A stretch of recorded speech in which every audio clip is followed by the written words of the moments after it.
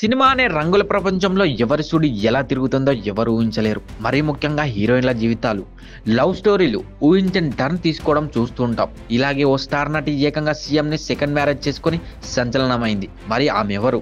ఆ వివరాలేంటో చూద్దాం. Child artist గా ప్రారంభించి ఆపై కన్నడ పరిశ్రమల్లో అత్యంత ప్రజాదరణ పొందిన నటి రాధికా కుమారస్వామి. ఈమె జీవితంలో బోలెడన్ని ట్విస్టులున్నాయి.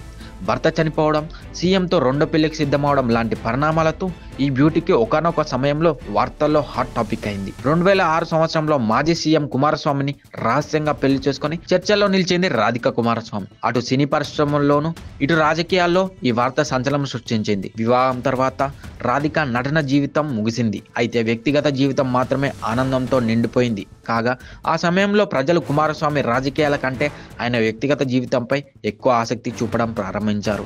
ఎందుకంటే రాధిక వివాహం సమయంలో కుమారస్వామి కంటే దాదాపు 27 సంవత్సరాలు చిన్నది. వారిద్దరికీ ఇది రెండవ వివాహం. కుమారస్వామి మొదటి వివాహం 1986లో అనితతో జరిగింది.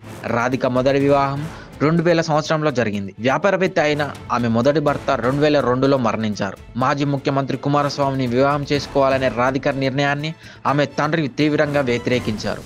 అయితే రాధిక తన తండ్రి నిర్ణయాన్ని ధిక్కరిస్తూ కుమారస్వామిని ప్రేమించి రహస్యంగా వివాహం చేసుకుంది. దాదాపు 30 సినిమాల్లో నటించిన రాధిక కుమారస్వామిని వివాహం చేసుకున్న తర్వాత తన నటనా జీవితాన్ని ముగించింది. చిత్ర నిర్మాతగా భిన్నమైన ప్రయాణాన్ని మొదలుపెట్టింది.